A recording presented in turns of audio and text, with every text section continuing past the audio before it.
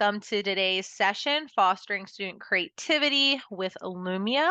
I'm going to have you come in as a student. This is typically the flow of our sessions. You'll come in as a student and then we'll switch gears to that teacher side. So I'm going to just have you go to hellosmart.com. Make sure you join as a guest. That helps differentiate your student and your teacher account. And then that's my class code. So I'm going to put this link in the chat. And that way you can just click on it, but make sure you say join as a guest. It's a very similar experience to how your students can come into your live session and follow along to your slides on devices. But our students do not come in as guests. We just have to do that as a teacher, or yep, as a teacher. Looks like my number's growing, which we like to see. I have about 19 participants minus Kathleen and I, so about 18 of you. So I should see this number say about 18. I know some folks are probably driving or on their phones, so definitely please be safe. Also, you'll see on this slide, you can click on this little link up at the top, and that's also going to pop you out to today's agenda. This agenda, like I said, will walk you through a little bit about what we'll do together today, and then all of the resources you need. Here's today's session file, and then that's also my email if you have any questions. And I'm going to keep it going. So today's learning goals, we're going to utilize Lumio to create learning opportunities for students that foster student creativity. Like I said, you'll experience Lumio from the student perspective at first, and then we're going to turn around and go into teacher side and start building those activities from that teacher perspective. And then throughout today's session, I just want you thinking to yourself, how will these strategies help me increase creativity in my classroom? But before we completely dive in, since I'm newer to working with JCPS, I just kind of want to see a little pulse check where we are on our Lumio journey. Maybe you've come to some of these sessions before. Again, I just had some new people join, so I'm just going to pop my link again in the chat for those that just joined us. I just want you to tell me where you feel you are on your Lumio journey. So what you'll do is you'll just pull one of these cars to where you are on this little roadway. And then I will get a general feel of where we are today. So I am going to go up to my classroom management tab. If you are new to Lumio, you will know that you can join or you can change any slide into an interactive slide. So I'm going to come up to my classroom management tab. And I have three options: individual, group, or whole class. And I'm actually going to make this a whole class space.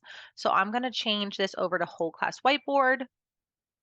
And now on your student side, you should be able to hit resume and drag a card to where you feel you are. All right, so we're going to be talking about student creativity tonight. There are so many ways that you can use technology to increase student creativity. When I was thinking about this session, there's two main methods that come to my brain. You may have heard of them before. The first one is the FFOE method, and then there's also the Scamper method. These are just two types of like student creativity methods that if you look up either one of these, there's a bunch of different resources that you can use. I did throw a couple of them in here tonight, but again, it really just depends on what you teach and how you want to use Lumio to increase that student creativity. So I'm going to walk you through a couple different examples tonight, and then we'll go into that teacher side, build a few, give you some time to build, ask questions, and then we'll wrap up. All right, so this first activity I actually found, so we have ready-made resources in our Lumio library, and I'm going to point that out for my newbies tonight, where you can find ready-made resources. So I just wanted to find some really quick, easy activities that I can get that creative juices going. And there's this really fun activity called the squiggle activity in our Lumio library. And you can see here, there's an example from grade 3 and all the way up to someone using it for grade 10. So I have the activity right here. And again, I just literally pulled this straight from the Lumio library.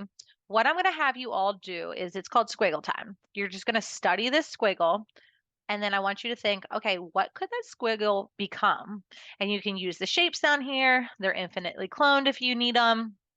And I just want to give you some time to um, create a fun little picture here and then give it a title. So what I'm going to do again, I'm going to come back up to this classroom management tab, and I'm going to give each of you your own copy of this. So I'm going to switch it to individual, and then all of you should be able to hit resume or start. One of those words are there, and then you should be able to pop right on it. So explore a little bit some of those student tools. So to the left, you have a pen tool that you can play around with. You have a picture tool with shapes, and you can add images. And you also have a text tool. For my new users, the text tool can be a little confusing for you or your students the first time you ever use it. You just have to click the A and then click in the space, and then you can get your text box. Let's see how everyone's doing. So Brittany's up to something. Brittany is up to something. I can see her brain's going. See, Caroline's thinking she's coming up with something. I'm excited to see what this turns into. And I've done this activity actually with students, and the things they come out with is actually pretty creative. Deanna, you're up to something. Very curious to see what the finished product would look like. But the key here is actually the toolbar. What can I use here to help me with this shape? In the example, I think the third grader made like a dog house with a dog. The 10th grader made a cupcake, which is so interesting. I would never think cupcake if I saw this squiggle. That wouldn't be like the first thing I think of. You'll notice that you have a done button. Once you hit done, I'll get a green check mark on my end. Let's see, let's see. Okay, I still have no idea what that could be, but let's give it a title. Kind of looks like a person. Huh. Let's see what we got here. It's like a ponytail, I'm assuming. I love it. All right, Jacqueline, what do we got? Maybe a car? A car. There it is, right here. She said car. Got it, got it, got it. And as a teacher, I can give her a little feedback too. Like, I totally see the car. Great job.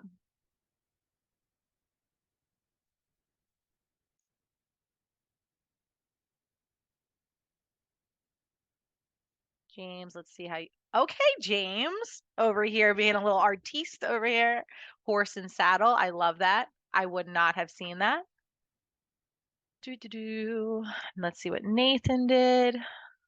Ah, it's a dirt path, little hop jump thing. I like it. Like it. Is that a hobby? Or is that what you just thought of when you saw him? Uh, sort of. It just Yeah, looked like a dirt bike jump to me, I so love I it. can't draw a dirt bike. I use the pictures. Perfect. Perfect. There was no rules, so you could totally use a picture if you wanted to. Or, yep, a picture. So yeah, I just think this is a really fun activity for your students to, there's some of these I would never have thought of if I looked at that squiggle. So it gives your students a cat, beautiful. It gives your students an opportunity to express their creativity. Love it. And I can show you where I found this in the Lumio library when we get into that teacher side. All right, I'm going to keep moving here. So going back to those methods. So this is actually the FFOE method. It's a way that you can use pictures to prompt your students. It's just a different, and there's so many different samples that you can pull from. I actually went to a website that had all these different FFOE samples. So again, this is just an example where your students can use pictures or words to express themselves creatively with these prompts. So what I'm going to do is, again, I'm just going to quickly turn this into an individual handout. And again, give you that opportunity as a teacher. Typically, what I would have had to do most likely is this was like three different worksheets. So I would have had to print these all out at my prep time at the copier, me and the copier. I think the copier knew that I was scared of it and it would always break when I was trying to use it.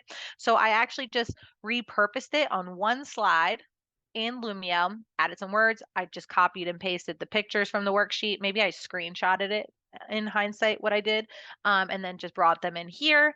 And as the teacher, I just need my students to log in, and then I'll just need to come up here to my classroom management and switch it over. Saved me so much more time as a teacher instead of printing all of that out, making sure they don't lose the paperwork. They have to hand it all in, and then I don't have to lose the paperwork. Just saves me a lot of time.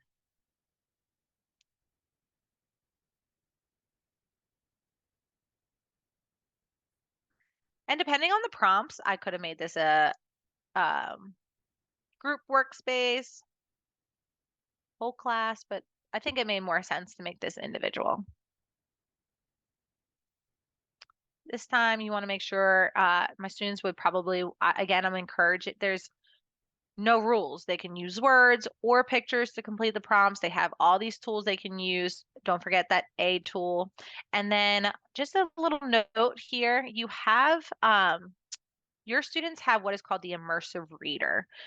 If they click on the immersive reader, the text box that I wrote when I was creating it will be readable for them. So they can actually click on that immersive reader, click on the immersive reader button on top of that text box, and now that will be Use words or pictures to complete the readable prompts. for them. They also can change the reading preference to their native language. So if I have a Spanish speaking student and they need to change the language, they can change that reading over for them. So they can, it will be helpful for them to complete the activity. And now they'll read the instruction Use palabras o imágenes para completar las in their indicaciones. native language. Now, if I wanted these to be readable, I would have had to like cover this up with like a white box and rewrote it with a text box, which is something that you can do. Again, just wanted to show another example of that method I was talking about, that FFOE method. And there's so many of them that you can use to prompt your students for just different ways to express creativity. I'm going to keep it moving just because of time's sake. This is that scamper method. So the scamper method is all about having them rethink simple tools. So like rethink how an umbrella is set up. So this one is actually going to be whole class. I want you to come up with one idea. If you were to combine two classroom supplies together to make it more useful for a teacher. So I am going to turn this into a whole class space. So what would happen if I combined a scissor and a staple together? It would be the ultimate tool that I wouldn't have to have multiple things on my desk. Maybe a marker highlighter. I just want you don't have to contribute like an actual answer. I just want you to just see how the whole class whiteboard works, because this is going to be very important for you on that teacher side. A stapler and a hole punch put together. So who said this? James, I'm totally with you. So James has his example, desk and a whiteboard put together. I actually wish I had more. I know that this is a concept that already exists. I wish I actually had more of them in my classroom when I was at Brittany, when I was in the classroom. It's a good one.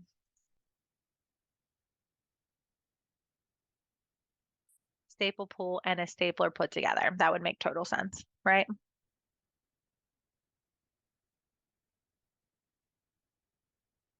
Tape and a stapler put together. Love it. So you'll notice that you will be able to, the students can change each other's work. So if you were to click on someone else's contribution and change the words, they can. At any given time, if you think like things are going awry, just wanted to, I know people are writing some good stuff here, but I can actually turn off editing access at any given time and say, okay, remember, we are doing X, Y, and Z if you need to reestablish the expectations, and then turn it back on. And now they can keep moving.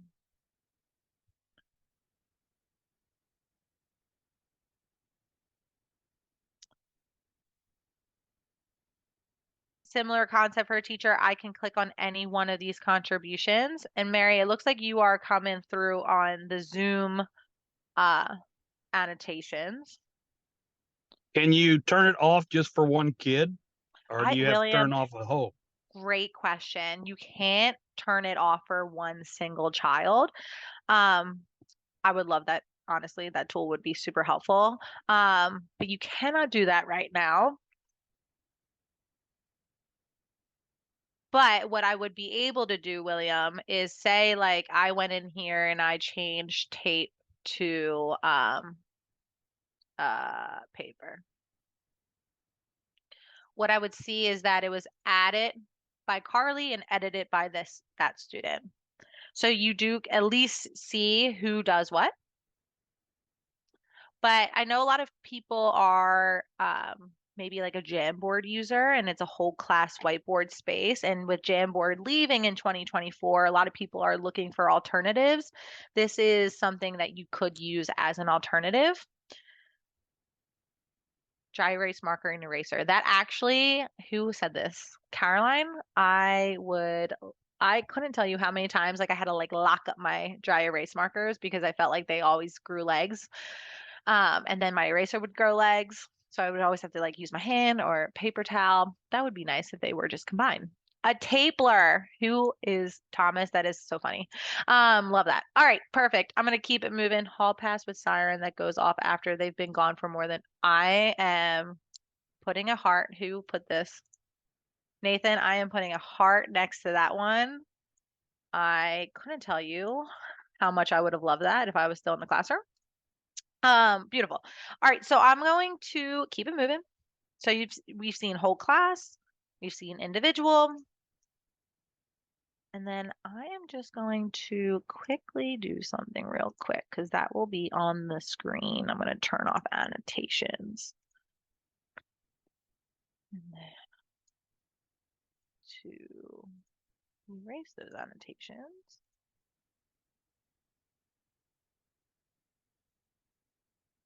How do I get rid of Zoom annotations? It has been a minute since I used that. Okay. Alrighty, so I just wanted to show one more example and then I want to switch over that teacher side. So I love meeting the kids where they are, and I used to do this activity all the time, whether it was like a Facebook post for historical figures or like scientists. Um, and what would they be like on social media if they were on social nowadays. So I would have them like do like Twitter posts for that content area or um, like I said, a Facebook post, like a Facebook status, what would their Facebook profile be? So I always like thought that was like such a fun way to get the kids to be creative with like history and some key figures. So what I'm going to do is I'm actually going to, so you see if this, I would show my students this example. I'm going to go to the next slide and I'm going to just again turn this into an individual handout. I just want you to think of like one like historical figure or celebrity or like an old, not celebrity, but an old like historical figure and make a random tweet. What would they tweet out if they were on Twitter at this time? Nowadays, I probably would do like an Instagram post, something like that. But what would they say if they were on Twitter? And this is a way that you can facilitate that type of activity here in Lumio.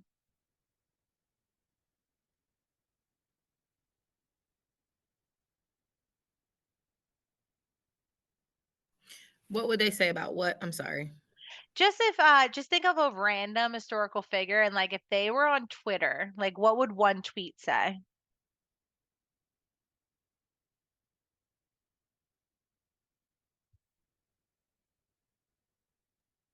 Like Lincoln, Ford's Theater sucks. Yeah, yeah. I love that. Like probably skip that next time, you know? Wish I was late to that show. Wish I got my timing Wish the You talking show about like was that. Yeah, go you ahead, talking about Mary. you talking about like a historical figure, like something that they are interested in or against, or it doesn't matter? It doesn't matter. Like, Because I know my daughter, she was obsessed with Yolanda Selena's killer getting out of prison, you know. So if I could let her on Twitter, no telling what she would put. So, you know.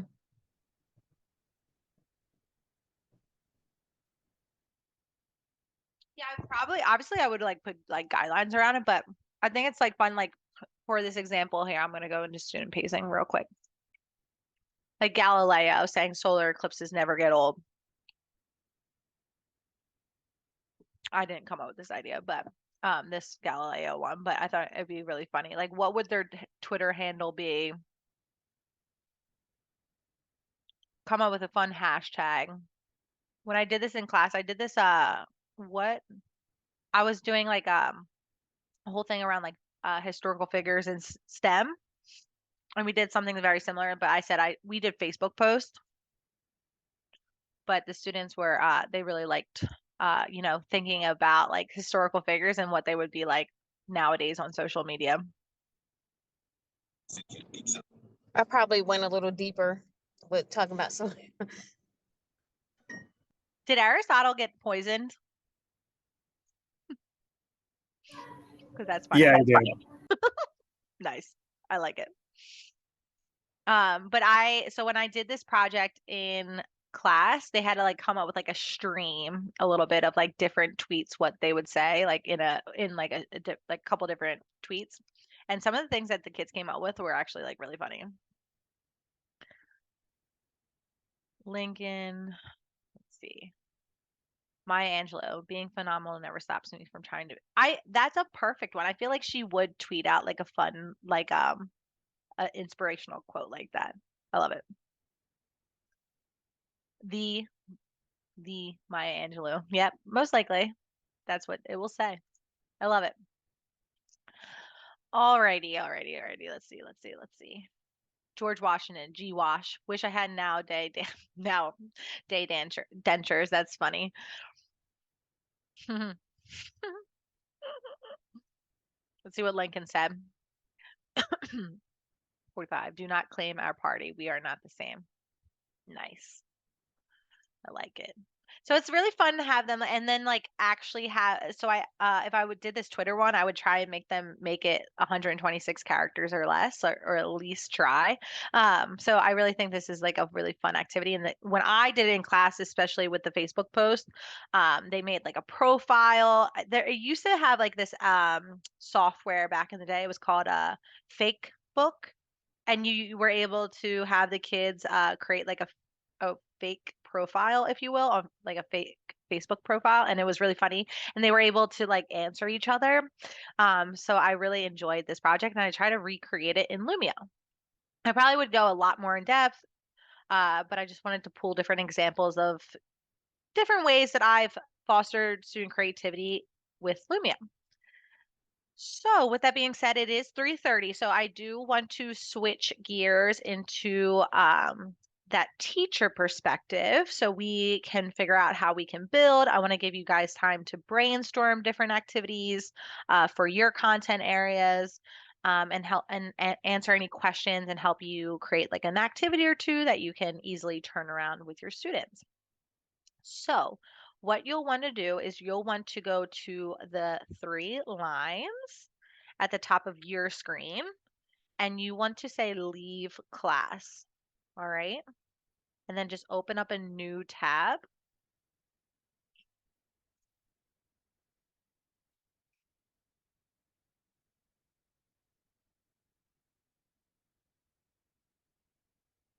And I should see my number disappearing.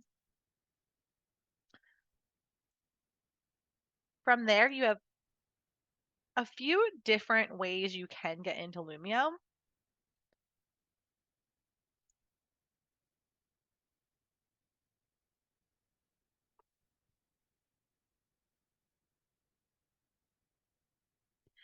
You can go through Drive.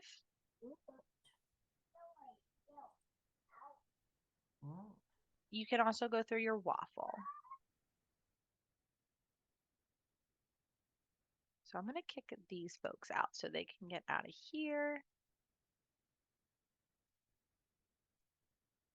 So I'm going to pop out to a Google screen. So you can go through the app switcher and Lumio should be in there, or you can go through Drive. Some schools have it like in the apps where all their teacher apps are, like a ClassLink or something like that. Or a good traditional way of going in is just going to golumio.com and signing in. But you know you are successful when your home screen looks like mine. You see your name. You might have like nothing in here because you've never been in Lumio before, which is totally fine. But I know you are successful when you see your name and what would be your class ID.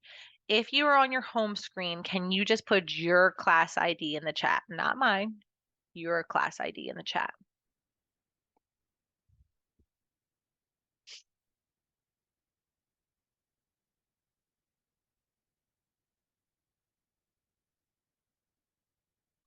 All right, Nathan's in. Caroline is in. Lindsay's in. And if you have any questions, come off mute and say, I can't figure out how to get in. And if you're in the car, be safe. Mary, just see you. And I'm just like, she doesn't have to go in as long as she's like paying attention. William's also in the car. My car people I are am like who I say. I am paying attention. You shared a link earlier in the chat. Yeah, the agenda. Do you need it? Yeah. Yeah, I'm because gonna, yeah, I yeah, had to get out and then I came yeah. back in and it was gone. So No worries. I'll put the agenda back in. So that will be helpful for you yeah. moving forward. The other link I put in the chat was just my student link, so you could come in, but we're done with that part.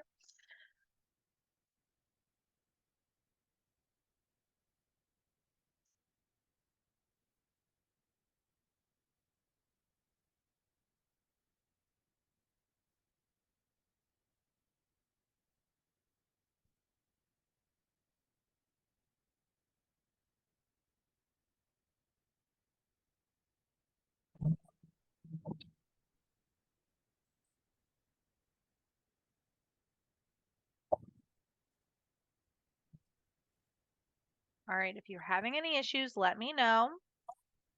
But I'm just gonna, oh yeah, what's going on, Scott? Um, I am I found myself on a screen and it just says, hi, my name. It says, just waiting for your teacher to start the lesson. I'm also driving. So Okay. I apologize for that. No, no, no, no. I want you to be safe. So there is a little door at the top of that screen. Okay. You should be able to hit that door and say leave class. Oh, leave class. Okay. And I click that. And then it should be like a join a class type screen, maybe. Like gray screen. Yes, I see that. If you scroll down, they couldn't make this font any smaller. It says like, are you a teacher instead? Uh-huh. Yeah. Okay. Aha. Yeah, that's going to be a helpful link for you, but they couldn't make it any smaller. That should get you out. Sometimes, you know, it gets confused between like that student teacher account. So that's how we can switch it back. Okay. Then. And then you should be able to like sign in with Google. Sign in. You might get like prompted a few things if this is like your first time ever being in Lumio. Like, are you a teacher? What's your region? Things like that. Got it. Yep. Agree to the terms, you know, those questions.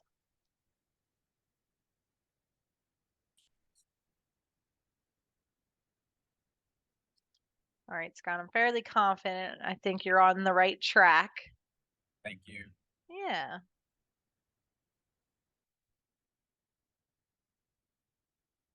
All right, while we have our folks just wrapping up and getting in here, I'm just going to do a quick little walkthrough for especially those that are new to Lumio.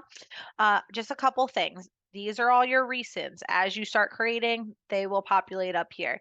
You can put your stuff into folders. You know, I just recently got more organized and I've been trying to put my Lumio lessons into folders, but that is a work in progress. Here's your little folder icon up here that you're able to create those folders and move the files into the folders, but just some housekeeping things. This name up here, so Mrs. Gray, this is what your students will see when they log into your class. So if you see, so when I first went into Lumio for the first time, it was Michelle Conway, and that's what my students would see. So if you don't mind your students saying, "Yo, what's up, Michelle," to you in class, totally fine. But if you don't want that to say that, there's an edit class option here to the right, right under your face or your icon here. It says edit class. You can rename yourself to Mr. Gray, Mrs. Gray, Miss Gray, whatever you want it to say. It could just be your last name. My students sometimes just call me Conway. That's what you want that name to be, what it's student facing.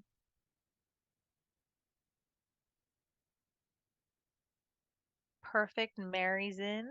Oh, no, Mary, you're using my ID.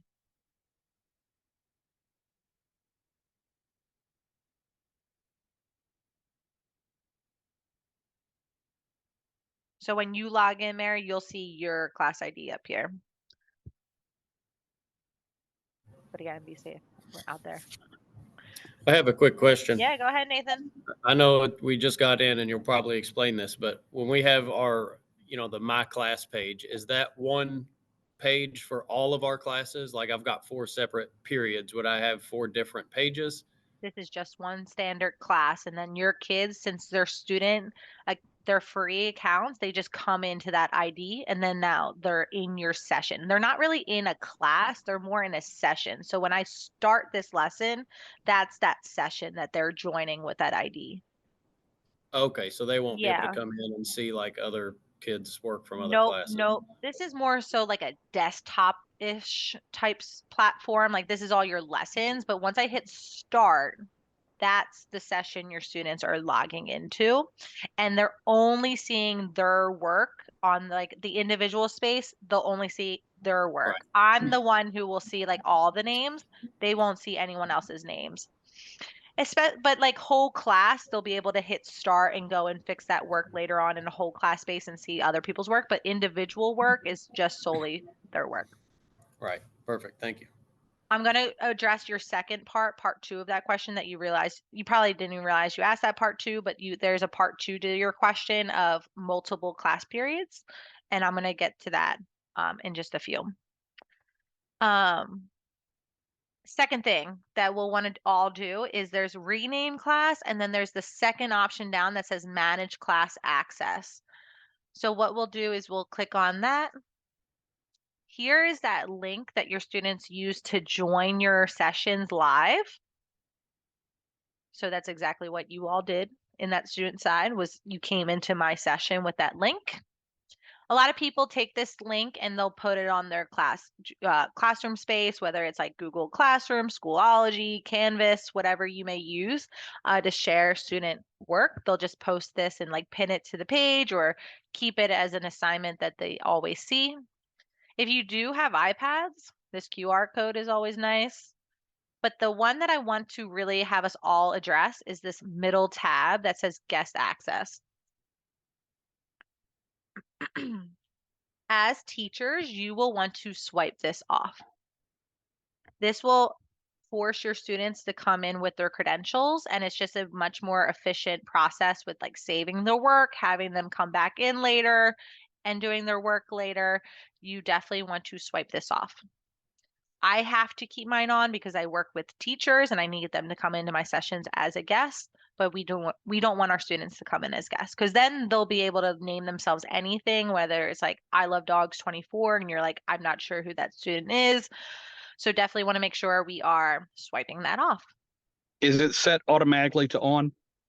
It is automatically on. That's why we want to make sure we swipe off like that. And building off of what he asked just a couple of seconds ago, when like, I have 5 classes throughout the day. So if I end a session with one and I open up another session, is it the same numbers or different, so that I can differentiate between classes? Yeah, great question. So what you'll want to do, and you'll see here is a perfect example. I have a master copy of tonight's session, and then I have one that says session 1 and one that says session 2. A good habit that you'll want to do is once I hit start, I would have my students signed in here. You want to get them into the habit of actually removing them at the end of that class, or making sure they hit leave class because maybe they're going to Nathan's class next and he also uses Lumio. He'll want to make sure he has they leave mine and it's almost like physically leaving mine and going into his. But then the second I hit start session here for session like tonight's session 2, if I hit start here and my kids sign in my session 2 kids sign in, they will only see this lesson. They'll never see the other lesson. So that's why when I make my master copies, it will be a master copy that's like a clean copy I can always kind of go back to. And then I have period 1, period 2, period 3, and they will only see that lesson or that session, lesson, whatever you want to call it. And then one more thing in this menu I just want to address real fast is the last one down, the manage immersive reader. If you like that option of having that book icon for a tool open for your students so it could be readable for them, some teachers are like, hey, I don't want that on. Maybe it's some like when I work with like world language teachers, or they're obviously they want them not to be able to translate some of the text because they want them to figure it out. If you want that turned on, just make sure that you swipe this on like this. And then that little book icon for immersive reader would be available for you and your students during a live lesson. This one is defaulted to be off, so just make sure you turn it on if you want it on.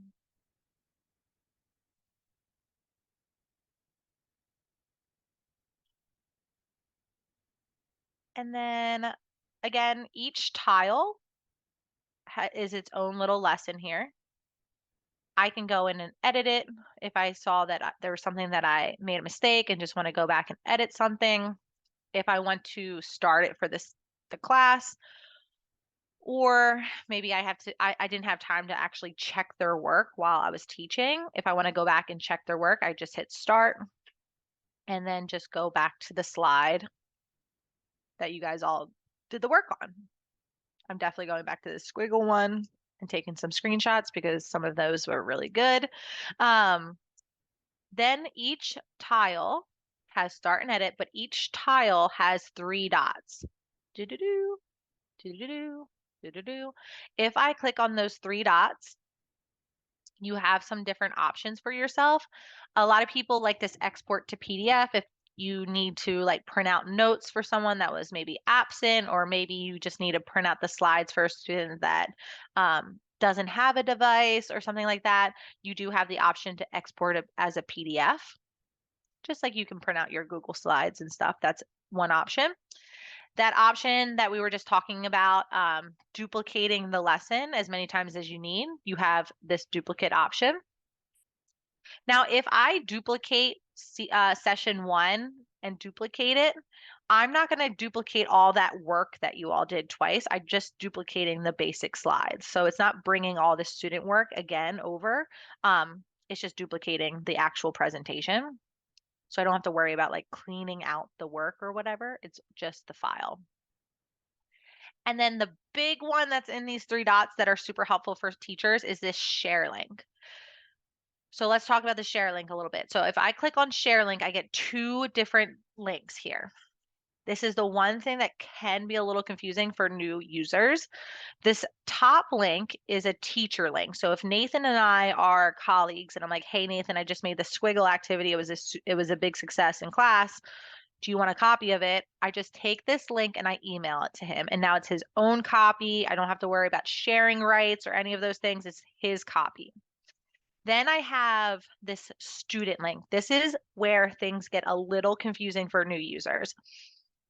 That hellosmart.com/my code That's how you come into my session live. We're working together. I'm controlling the slides. I'm controlling everything. This link would be a link where I can share it to the student to work at their own pace. So if I want to take this link, this is how I could, maybe I say, go to this Lumio link for homework and finish the work later. This is the link I want to give them. Maybe I have some devices in class and I have a bunch of blended learning happening, and maybe I have a group in the back on Chromebooks and I want them to do a couple different Lumio activities. This is the link I want to share with them. This is more of like a self-paced link, if you will. So they'll be able to do individual handouts. They'll be able to do whole class spaces. There's just a couple different activities they won't be able to do because they're teacher led. But this is that share link. Just keep that in mind, okay? Alrighty, so it's about 3:46, so let's do some building. So we're gonna just explore this Lumio library for a little bit. So this tab in the dead center, you have My Library, Shared Libraries, you have Lumio Library. So if you click on Lumio Library, this is where you can pull some ready-made resources. So you don't always have to reinvent the wheel. There's some good stuff back here that can either A, inspire you, or B, you're like, hey, I totally am going to throw this into the middle of my lesson. So there's different ones that you can choose from, all different categories. They are thinking about moving some of the categories around. Maybe like just like changing the categories a little bit. But in Lumio Library, you have a featured section. This is constantly changing every month. So these are all your featured. If I say see more, I can see a bunch of other ones that have come up. You'll also notice that we do a bunch of random partnerships with different people. So we have like PhET simulations in here, Desmos academics. You'll see down here, we have some reading with Epic things, some read work things, in footsteps of history. So there are some different partnerships in here. If I'm scrolling through, so if I want to go and find that squiggle activity, I'm just going to search squiggle. And it actually is this squiggle pattern block one. And I click on it. I went through it and I was like, you know what? I like this activity, but I just need this slide and I need this slide. Everything else, I don't need. Maybe this one would have been cool too. But what you'll have to do is you just say save to my library. And now I can go back and keep looking and keep exploring. So I'm going to give you about 2 minutes to explore Lumio Library to see if you find anything you like.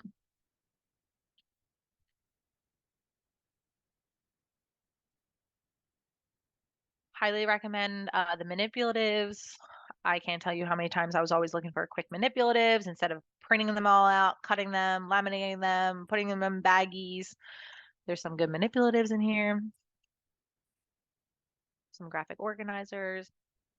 When you do a search, this is totally up to you, but I just want to just explain. I don't use the filters. Hear me out. This is a global company, so the team, when they upload them, they could tag it as like, I'm looking for middle grade, so 7th and 8th grade stuff, but they tagged it as 6th grade or 9th grade. Now it's not going to show up on my filter. So I just typically just use keywords. I don't use these filters. Maybe I will do like the subject area, but I do try and keep it broad, just find more things. And there's my squiggle block ready to go. I'm going to say dismiss. About 1 more minute to do some exploring. I don't know if I have any elementary school folks in here, but manage your classroom. There's some good stuff in there for morning meetings. Not even just elementary, there's just some really good stuff in here in terms of like managing your classroom, like exit tickets.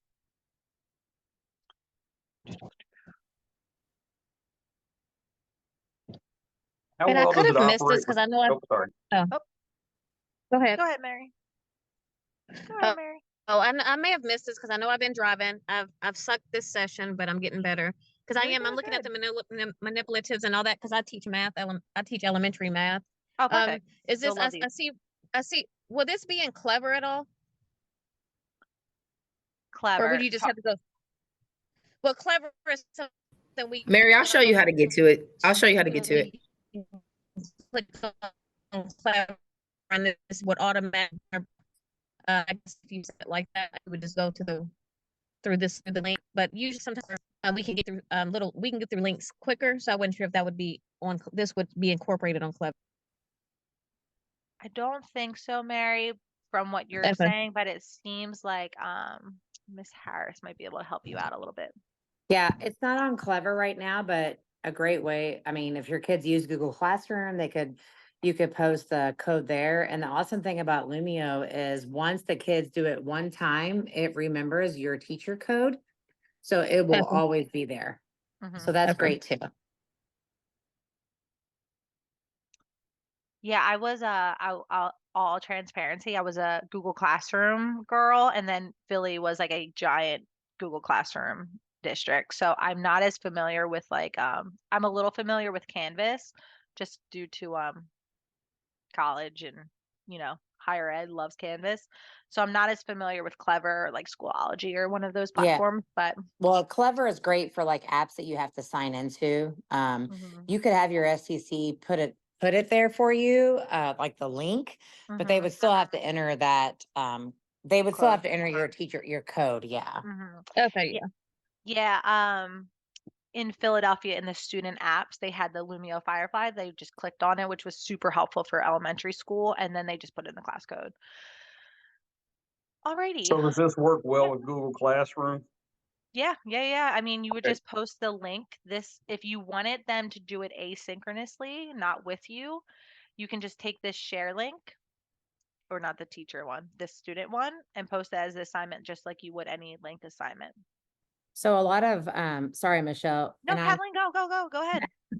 I'm here. I've been listening the whole time. But so many, like what they're asking, many times we're used to apps where kids have to actually sign into the app.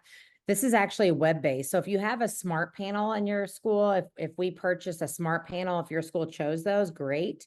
But some chose like Clear Touch, and that's fine too, because it is web-based. Mhm. So you just sign in with a link. So just like you would sign in to any website that's web-based and approved through Clever, you could have your school push out, this smart, the Lumio link the same way. So I don't know if you're familiar with that, but if not, reach out to me later and I can help you with that.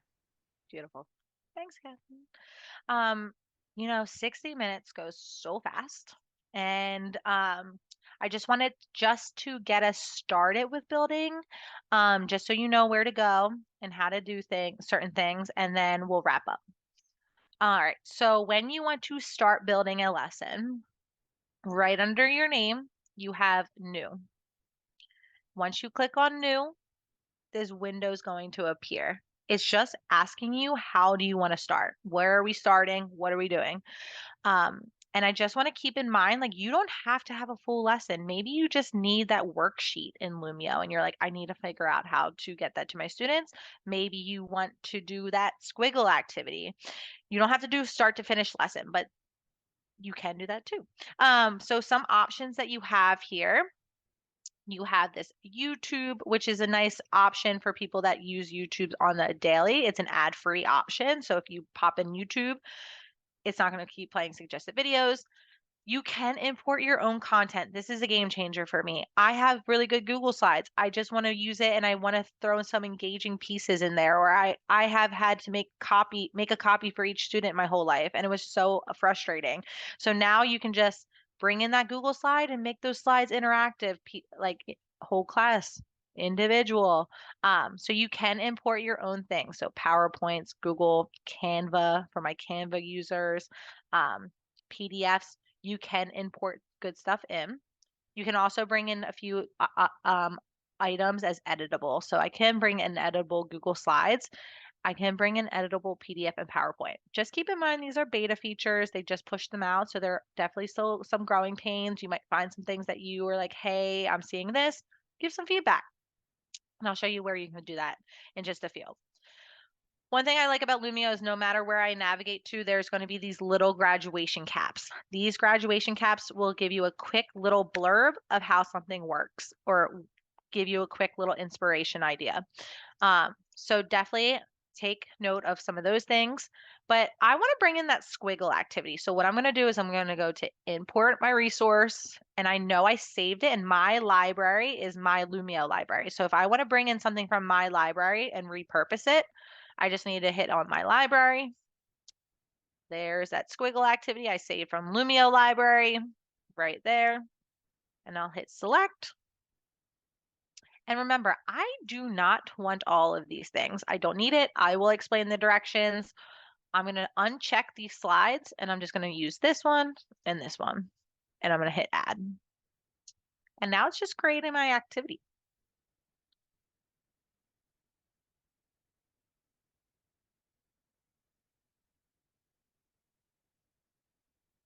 You will see that it automatically saves to your Google Drive. It is integrated to Drive. So you will start seeing, like, if you've never used it before, there should be like a Lumio folder now. Once you start using it, it will activate a folder in your Google Drive. But here are the slides. You know, this one is already individual, but I want to go back and edit it real quick. Maybe I change the wording. Maybe I want to add different directions here. So I can unlock the text and change any, maybe I want to change the font, the pop-ins. Maybe I want to drag it out so it all fits. Lock it back in place. Biggest thing to remember, any object you can select on and lock it in place. You have different options in here. You can change the order of objects, very similar to any Google Slide product that you've ever used, but the big one is lock. What that does is when your students log in, they can't move things around. So highly recommend locking things down. You don't want your students to move. I'm not locking any of these because I want them to be able to move them, but everything else I want locked down. Simple toolbar. This is why I love having people come in as students first, because the toolbar is all the same. Pen, text. This is an equation editor. So if I click on the equation editor and click on the space, you have different math tools that you can use. Also for my higher secondary science teachers, there's chemistry things in here. I was not a chemistry teacher. I couldn't even start talking about these tools, but these are super helpful for my chem teachers. My shape tool. So very similar to your student experience toolbar. Okay. You saw that I was changing slides on the fly with that classroom management tab. I would go there, change it to a whole class space. This magic wand allows you to do it ahead of time if you want to do it ahead of time. A lot of times teachers like to explain a slide, then change it. But if you want kids to do it automatically or without you, change it ahead of time. So I'm going to make this individual ahead of time, because I'm going to share this out as a link, as an assignment. Talking head, you can keep adding instructional audio, but there's so many tools in here that you can explore. With 60 minutes, we cannot see it all. But if I want to keep adding to my slides, I have a blue plus sign down here, and I can keep adding with all these tools. So I highly recommend coming in here and exploring a little bit, but that's how you can start building. Once you're done, title it. I'm going to call this the squiggle JCPS session 1. I now know what that is. I was the queen also of untitled documents, and then hit finish editing. And now you're back to square one. You have start, and I'm ready to go. All right. Pop in here real fast with the 1 minute that we have left and just go over some of your resources. Hopefully today you saw some ideas to start thinking about how you can spark that creativity with your students. Big one for me is that I can change things to individual spaces and have them create. I don't have to worry about printing things out. There's so many tools in that Lumio library if you want to explore and help with that creativity. We have different communities that you can join, and you can, these communities are super helpful. Facebook educator community, ambassador community will help you with quick resources. You can ask questions. You find out when webinars are. This link is also at the bottom, YouTube. We're also recording this session. So if you need to go back to anything, we have it. If you're doing cool stuff, brag on yourself, post it, let us know what you're doing. It's really nice to see what teachers are doing with Lumio. And again, if you have any questions, that email is all you. Send me a question, and then that survey is in Vector.